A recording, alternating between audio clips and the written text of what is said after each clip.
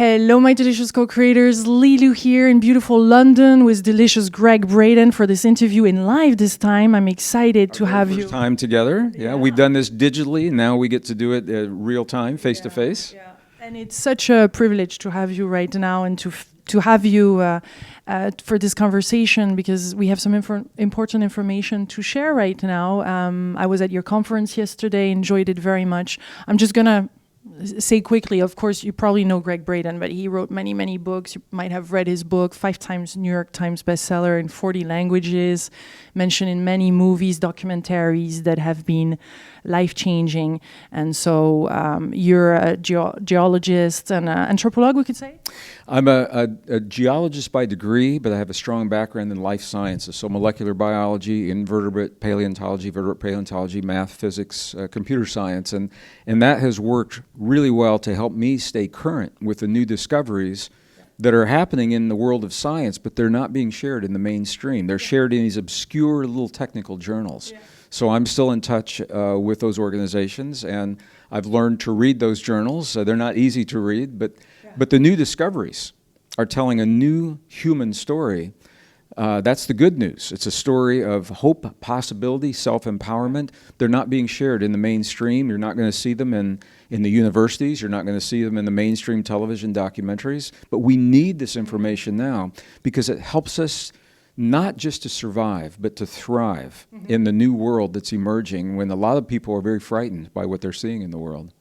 I love how you're saying it. You said it yesterday, like don't give up until you fully checked what it is to be a human being, because we don't know yet, right? There are a number of battles that are unfolding in the world right now. There's a battle for our thoughts through the media. We all know that. There's a battle for the human story, but there's a more subtle battle that is playing out for our very humanness. Technology is now being introduced to replace the essence of some of the functions that are uniquely human.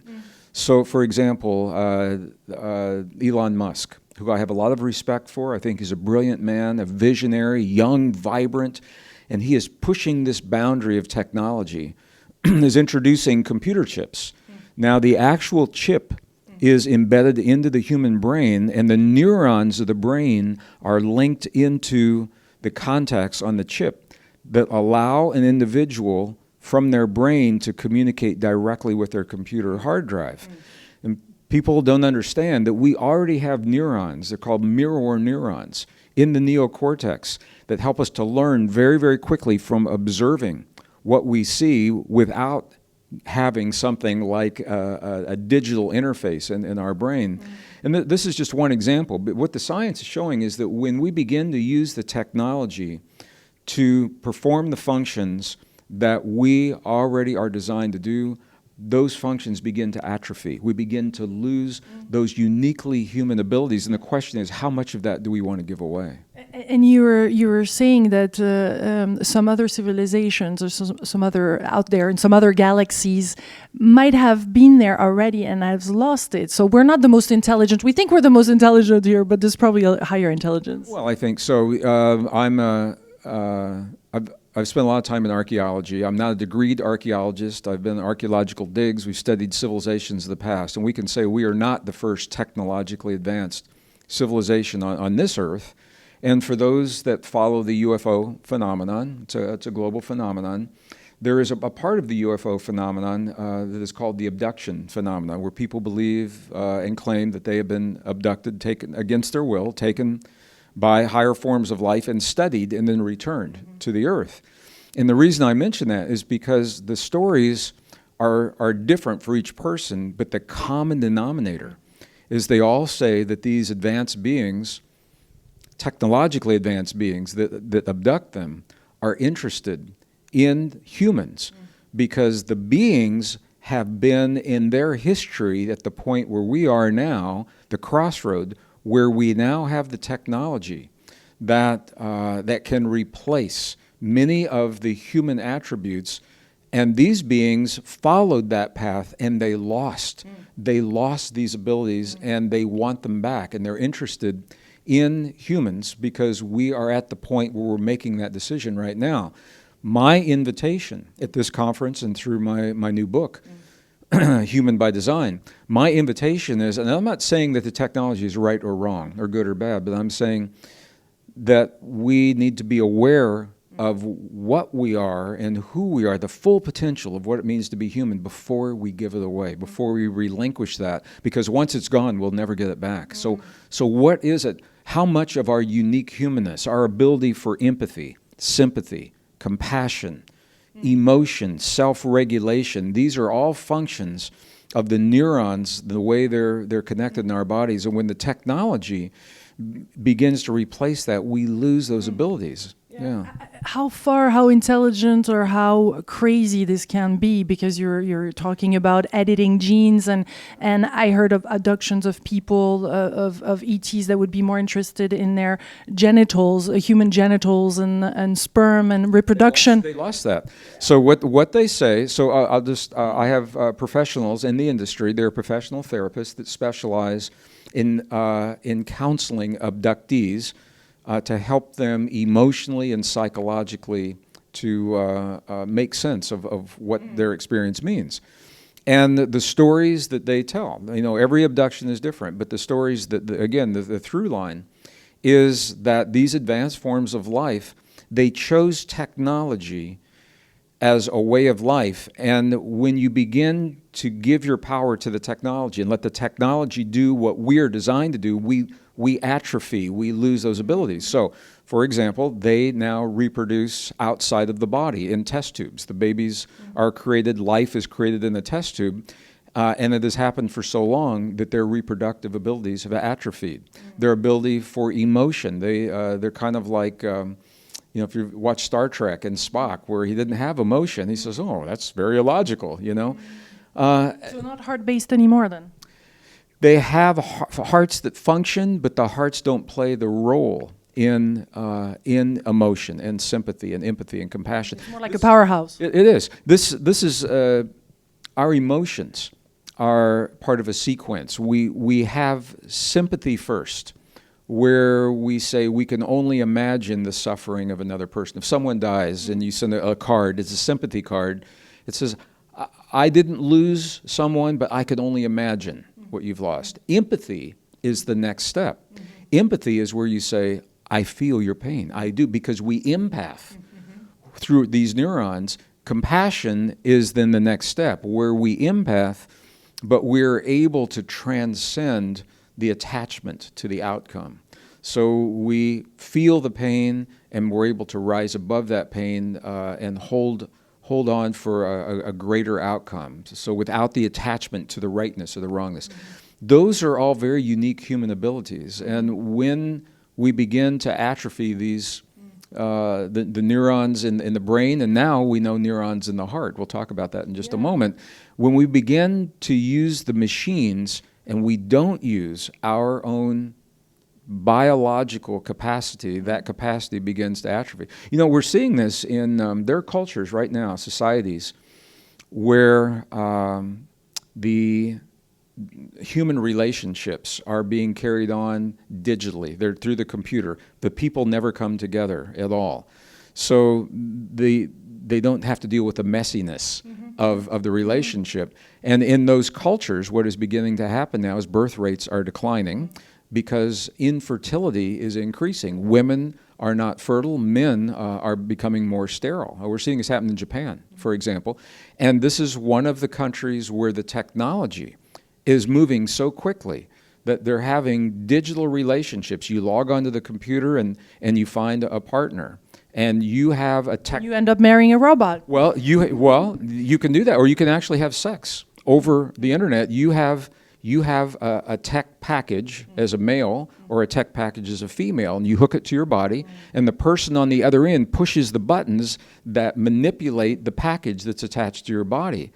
Now, I'm not saying it's not right, wrong, good, or bad, but we're losing the intimacy of human relationships, and biologically, what is happening is birth rates are dropping, and our ability to reproduce are dropping, and that is just one example. So I'm saying it's important for us to know, what does it really mean to be human? And we're only beginning to understand. New neurons, a new class of neurons were discovered only in August of 2018.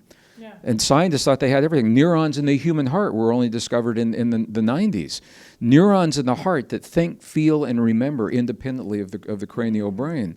So this is new, and we're on the verge of giving our power away before we even understand what it means to be fully human. So this is really crucial for this new story to be told, or the real story. Or you're saying something. You were going back to 200,000 years ago yesterday, and you said that there was this, that we haven't. I mean, this whole conversation about intervention or evolution, and you're saying this is not a mistake. So there is a new human story that is unfolding, and I have to say what I'm about to say to you is very different from what I was trained to think as a scientist back in the 1950s, 60s, and 1970s. The new DNA technology allows us to work backwards, to reverse engineer the DNA. So we take our advanced DNA today and we say, what had to happen to give us what we have? And scientists now are able to extract the DNA from the fossilized remains of the beings that we were told we descended from. And what they found is when they pull the DNA out of Neanderthal, for example, and compare their DNA to ours, we didn't descend from Neanderthal. And that's a mind blower, because that we were supposed to, there's a nice, neat, linear, way of looking at things. The DNA is also telling us we did not descend from Neanderthal. We appeared on Earth 200,000 years ago, and scientists pretty much agree with that. We appeared what are called anatomically modern humans. It's us. Pretty much like we are right now. We appeared on Earth 200,000 years ago, and we haven't changed for 200,000 years. We have the same body proportions, the same brain size. We have the same DNA. They can compare their DNA to ours. So the idea of evolution, Darwin's idea of evolution, breaks down when it comes to humans. How about Lucy? Yeah. Now, I have to be really clear. As a geologist, evolution is a fact. I'm not denying evolution, and I've seen it in the fossil record for many forms of life, for many animals, many plants, many insects.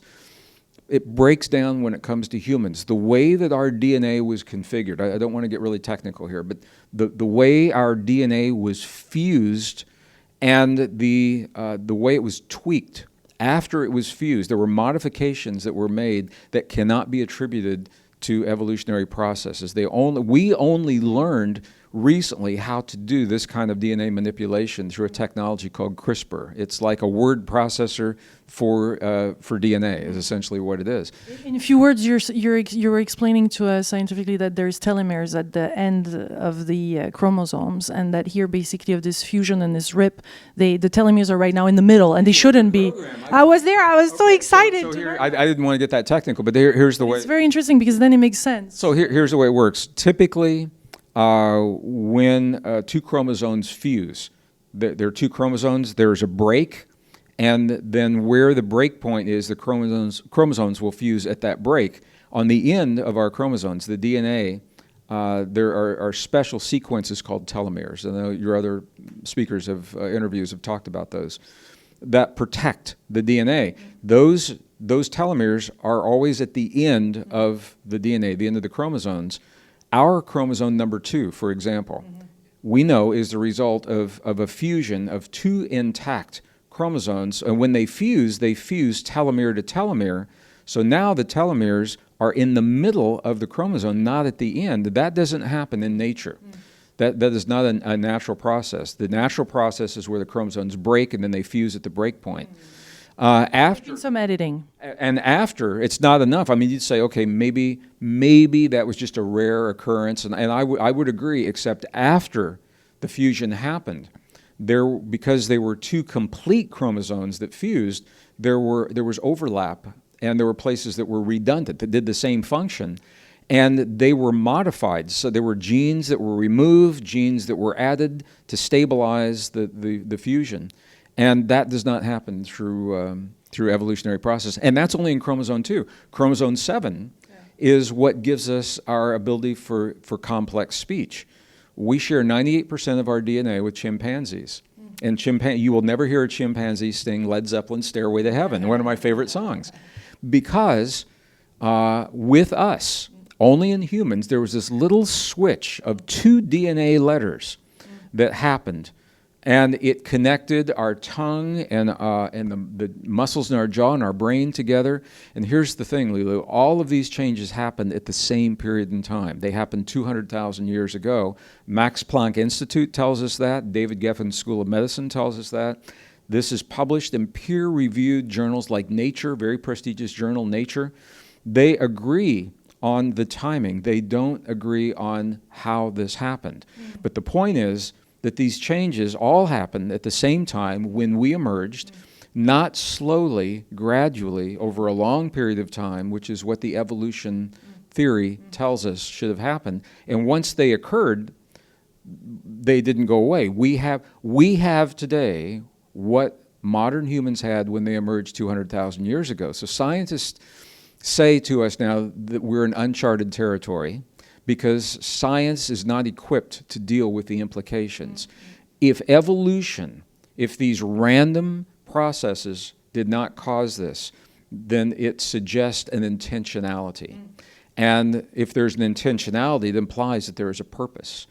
Now, science isn't really equipped to deal with that. I'm interested now, once we understand that, I'm interested in how do we awaken the full potential of what we were given 200,000 years ago? How do we awaken the potential of all of these extraordinary abilities that now are available to us, Before getting into there, I mean, obviously everybody's watching, and we're like, but what's this intervention look like? What could you say about that? Because you have your own perception. You didn't go into detail in the conference, but maybe we can say something about it. So as a scientist, what I have to say as a scientist is scientifically, we don't know what happened. Here, let me tell you why this is important.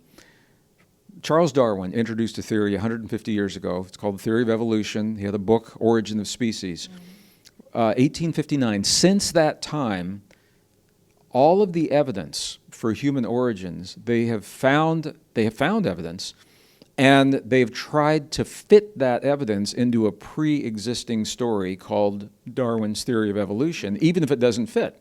It's like a square peg and a round hole. If you pound hard enough, you can make it, but it's not a good fit. So there's a huge difference between doing that, forcing all of the information into a preconceived idea. It's a huge difference between that and allowing the information to lead to the story that it tells. So my book, my work, is an invitation to rational scientists to allow the data, the new discoveries, to lead to whatever story they're going to tell. Now, as a scientist, I don't know what that story is. We won't know if we're chasing the wrong story, but if we follow this story, Gregg Braden, what do you... When I look at the evidence, so now I'm going to switch gears.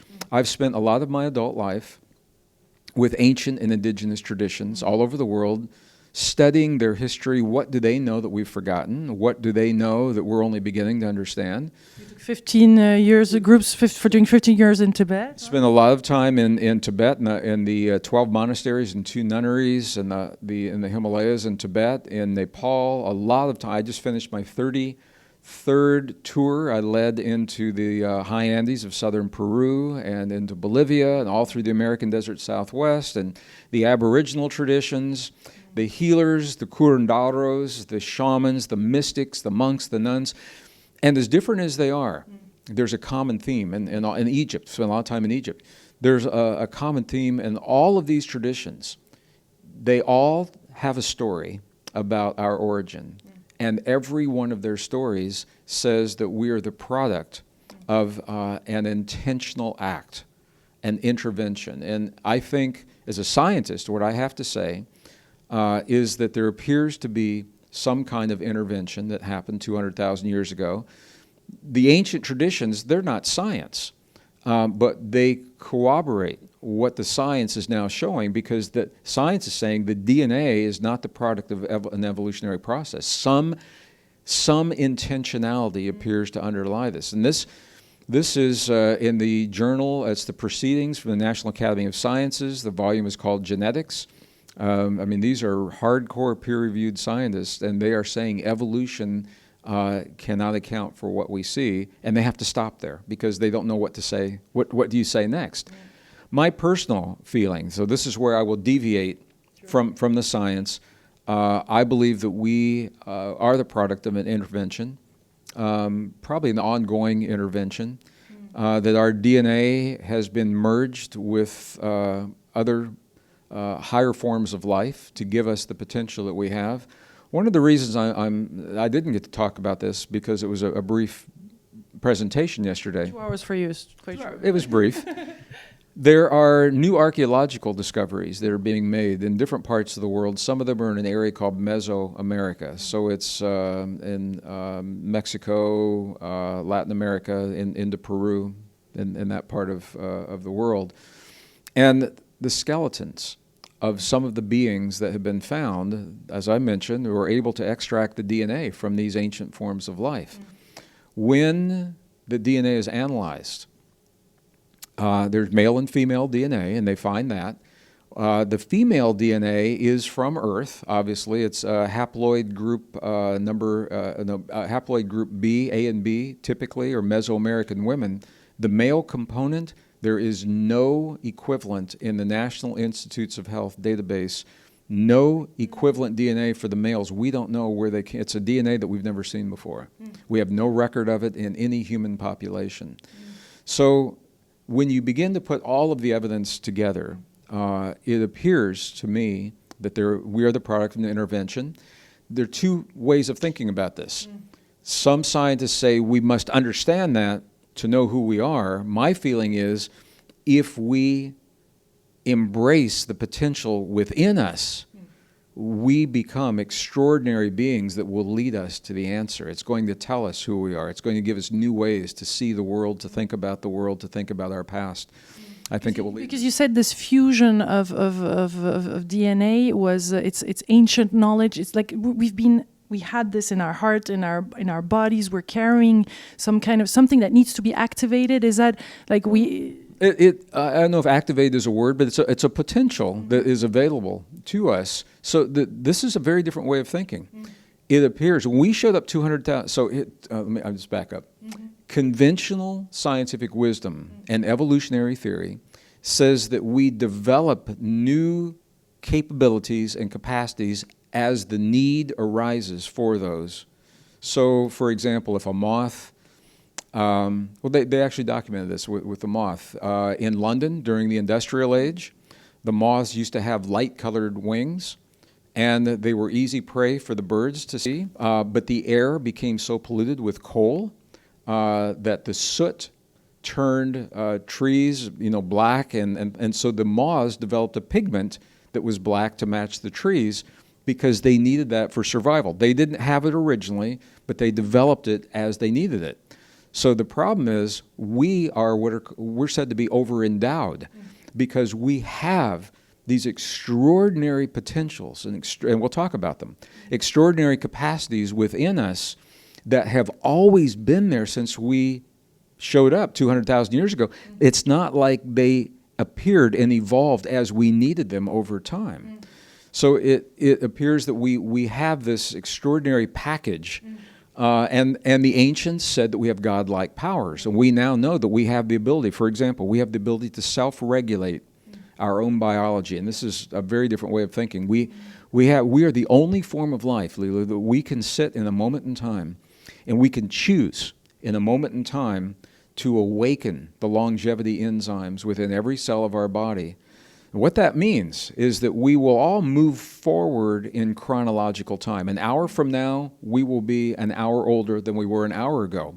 However, biologically, the biological markers for aging, when we awaken these enzymes, we can actually become younger biologically, even though we grow older chronologically. We're the only form of life that can do that.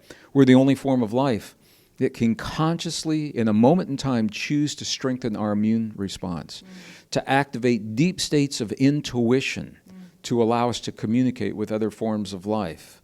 We're the only form of life that can consciously trigger over 1,300 positive biochemical reactions in our body. We can create resilience to change. We can become super memory, super cognition, super recall. I mean, all of these things are Supernatural, as Joe would say. Absolutely. Well, supernatural, but both Joe and I believe we present together on tomorrow, on Monday. And we've known one another many years. We actually present together more in Europe than we do in the United States, where we live.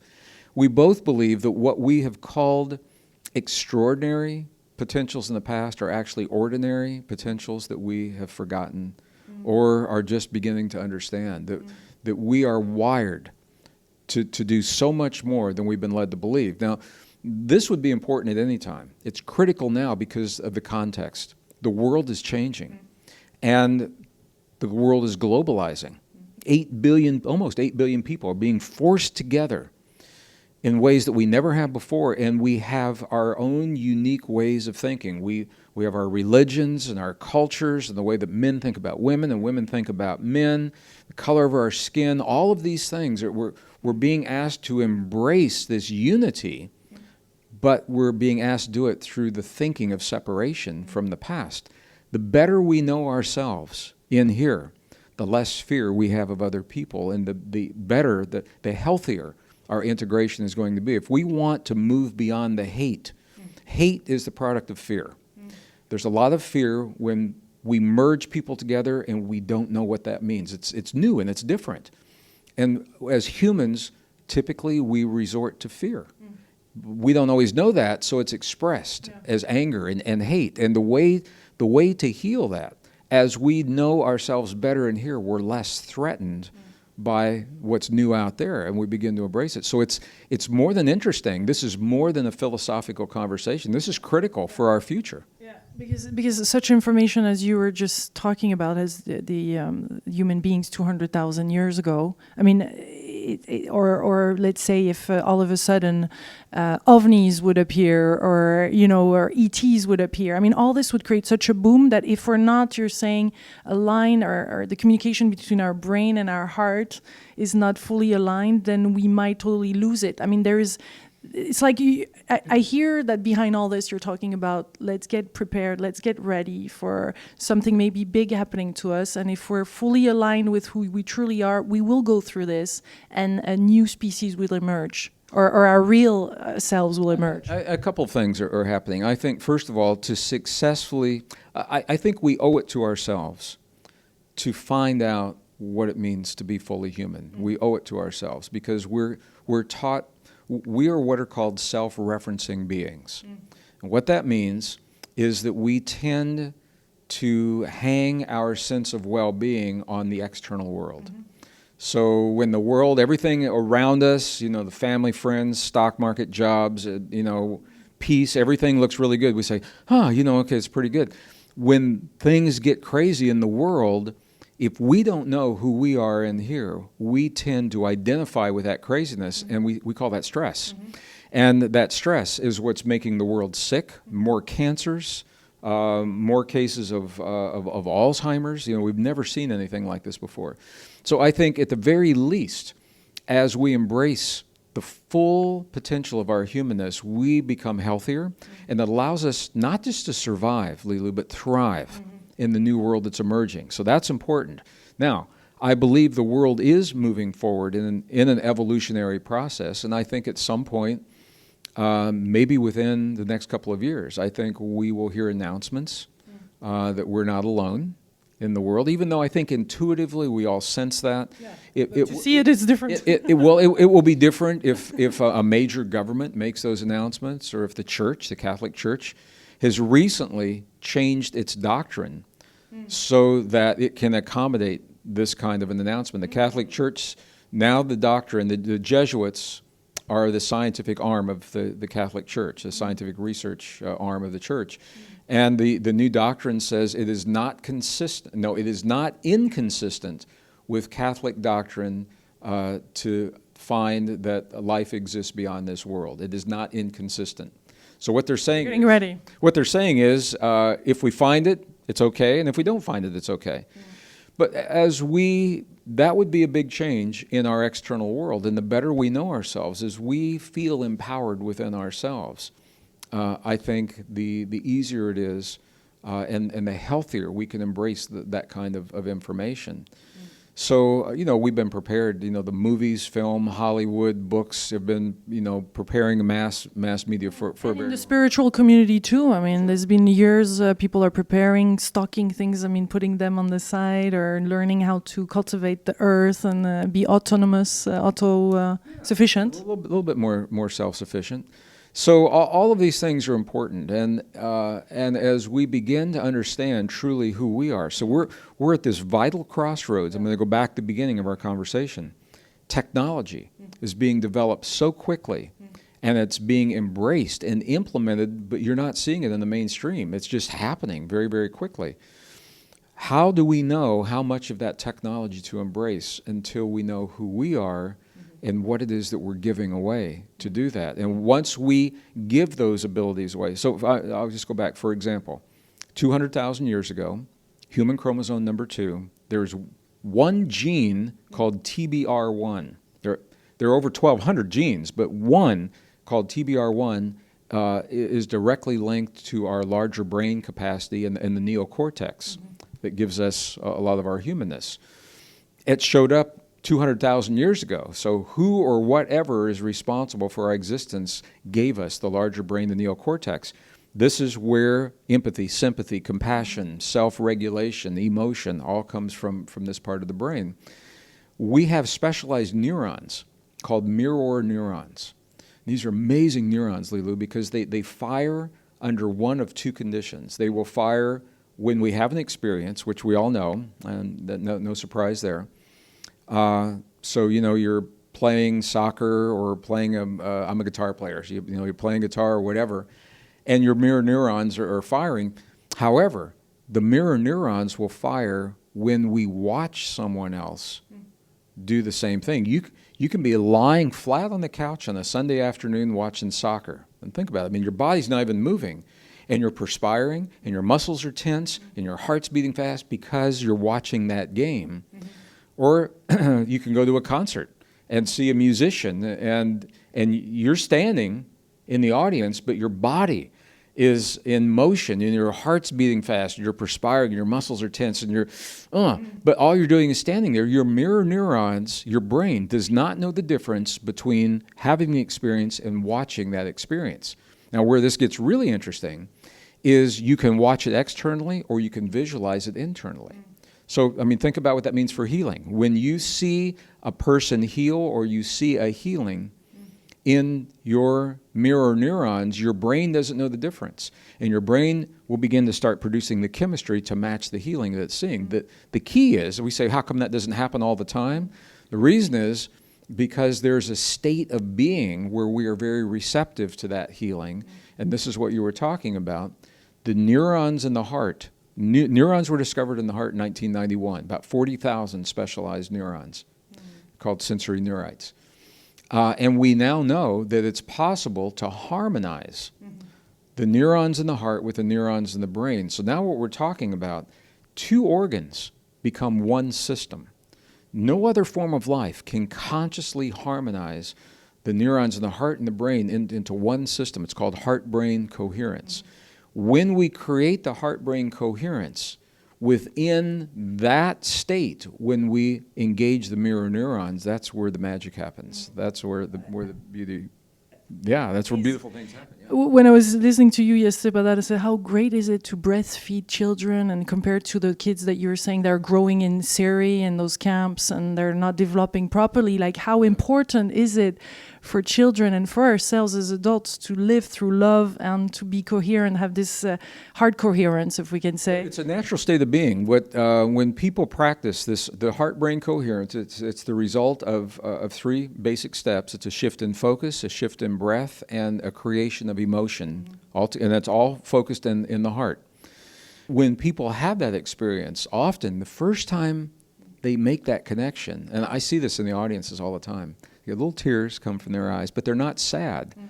It is a release. It's a welcoming, because it's a very primal, natural state that we are in our mother's womb. We are in early in our life until we're conditioned out of it. So it's a familiar state that we go back to. It is a state of harmony and balance. It's like the body is saying all systems are ready, all systems are go. It's the harmony of those systems. And when we're in that state, we're not attached to the ego. So we're not attached to the self-esteem, to the left and the right brain. Brain is a polar organ, and the brain will always see right and wrong, good or bad, success, failure.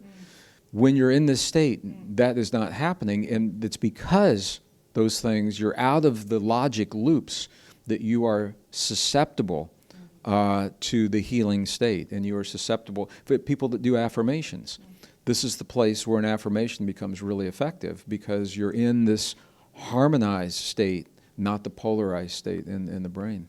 Hence, in that moment, is there some DNA that is being activated? I mean, going back to this junk DNA, is that in that state there's something there that we have access to that is way beyond our potential, you're saying, is there to access our full potential? Well, there's no junk DNA. That just means that scientists haven't figured out what it means yet. But we do not have any junk DNA. No.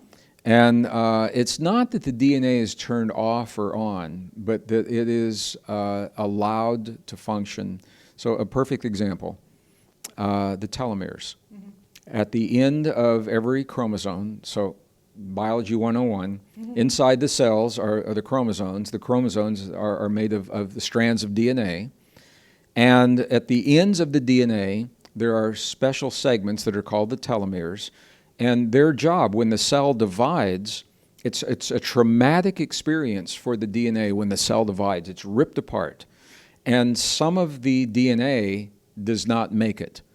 And nature's way of taking care of that is nature has put at the end of the DNA specialized sequence called telomeres.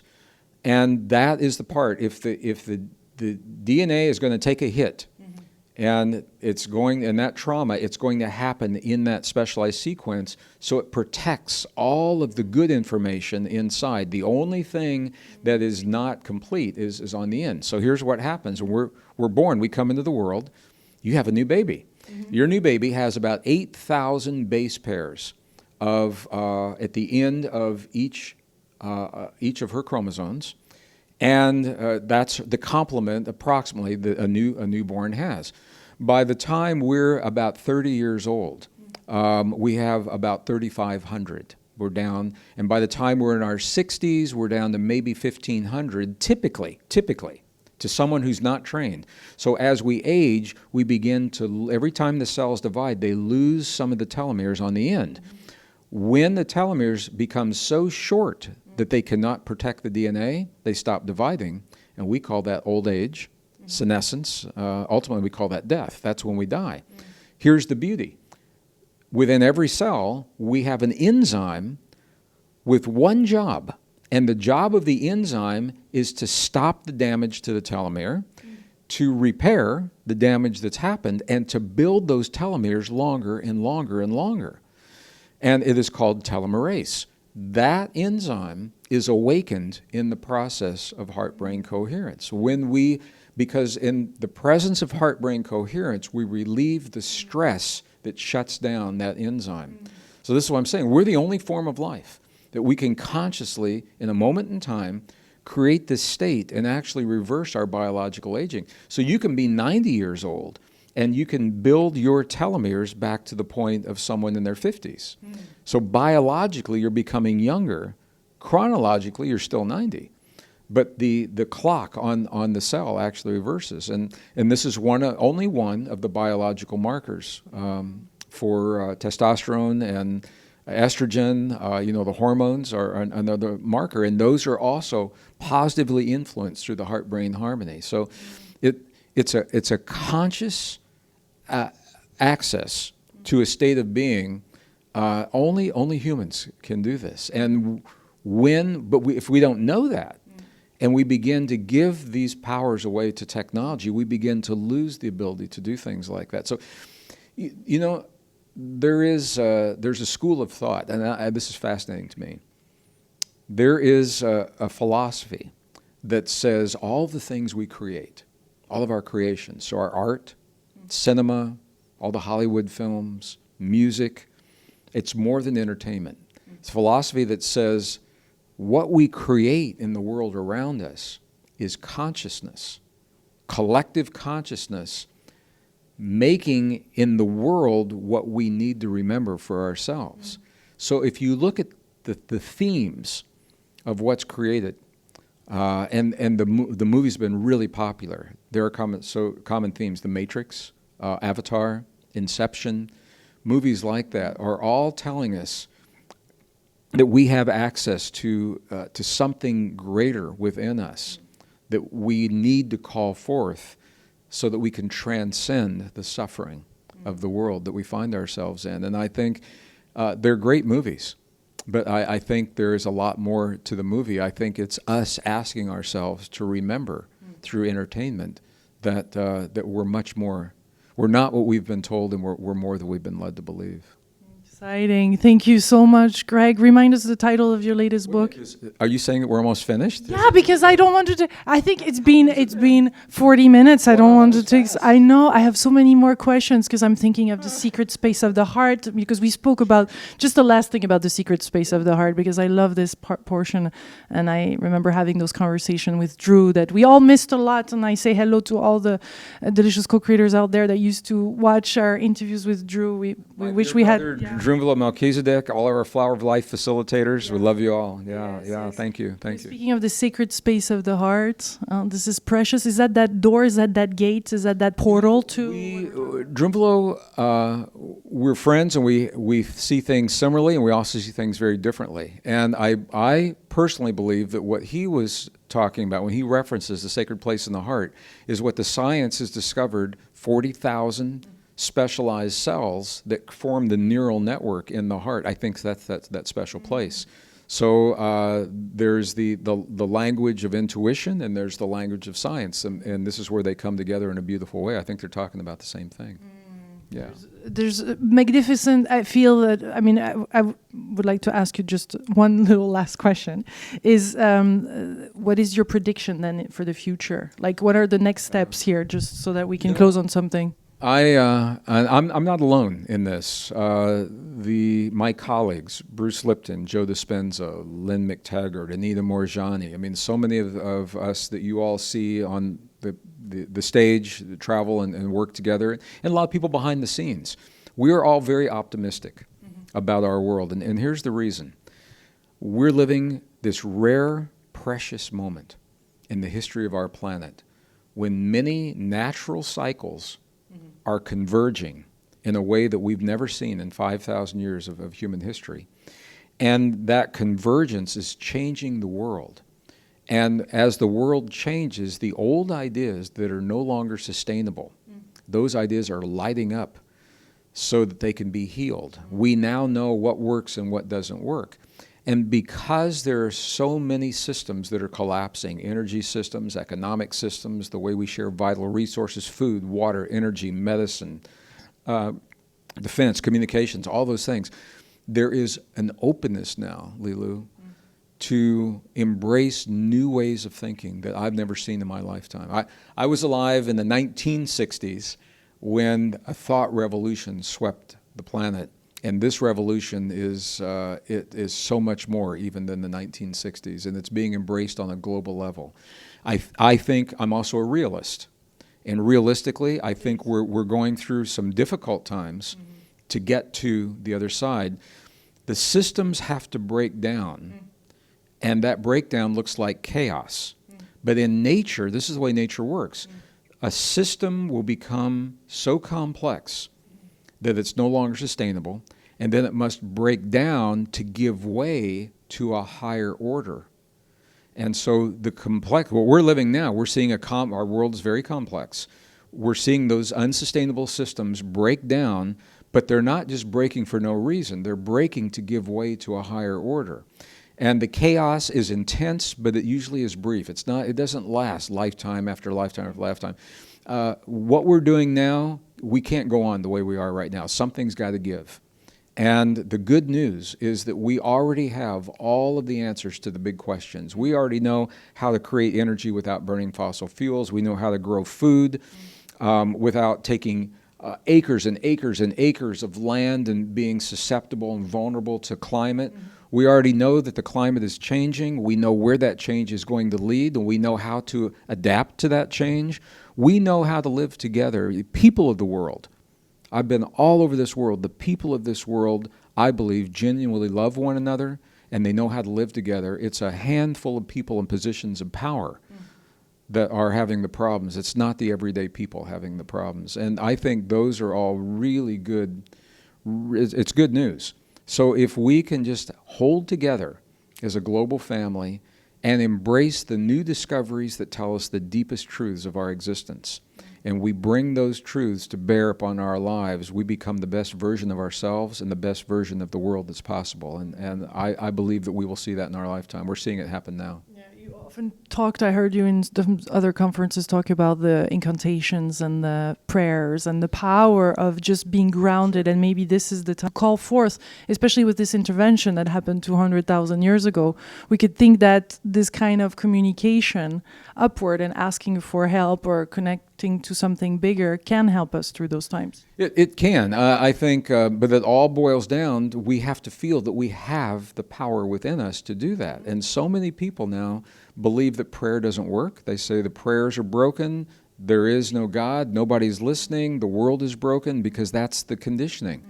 So as we get in touch with the deepest truths of who we are, we then experience that deep connection. Deep intuition is what allows us to connect to other forms of life, a horse whisperer or a dog whisperer, or when we're in prayer or we're in meditation. Those are all deep states of intuition that use the neurons in the heart. And if we simply say words of prayers and where they're not heart-based, they don't work. And then we say, we don't have any power, and that's not true at all. So I think it begins, these are big ideas and big changes, and so many people, Lilou, they say it's just too big. I can't even think about it. So if we just focus on who we are and embracing, it's not woo-woo, airy-fairy. This is rock-solid, peer-reviewed science telling us that we've all heard of neuroplasticity. Joe talks about this all the time. Now we know we have genetic plasticity. We have bioplasticity. We are not locked in to what we have at birth. What we have at birth gets us going in the world, but through what is called epigenetics. Thoughts, feelings, emotions, and beliefs, we change the way that the biology responds. And once we learn to do that, those external changes don't take on the same meaning. The world doesn't look so scary when we have the ability to self-regulate our biology. Look, the world looks very scary if we say, I am what I am, and I depend upon this world, and that world changes. That's a scary thing. You have no control over that. You have total control over what's happening in here. And that, I think, is that's the better we know ourselves, the better equipped we are to deal with life in a healthy way. And I think that's where this is all leading us. Remind us your latest book to have more of this information, or if we want to go deeper in this topic, how can we do workshops or books? So the European version of the latest book is called Human by Design. It's actually 2 books in one. The first half is the science of what we've just talked about. The second half are the instructions for the heart-brain coherence and some of the applications. www.greggbraden.com, GreggBraden.com is the website. All the events all over the world. Right now we're through 2021. You will see listed. You'll know where I'm going to be every month up through 2021 if you go to my website. Busy man. Thank you so much for being out there and still as genuine as ever and open-hearted and carrying this knowledge everywhere. And really don't know where you find this energy, but certainly your power source is resourceful, let's say, and unlimited. Thank you so much, Gregg. Thank you for having me here. Thank you all for watching today and for following this awesome woman and all the work she's done for all of these years. I appreciate you very much. Thank you so much. Big kiss to all of you Dosico creators. Please share this video wildly. Thank you. Big kiss. Bye.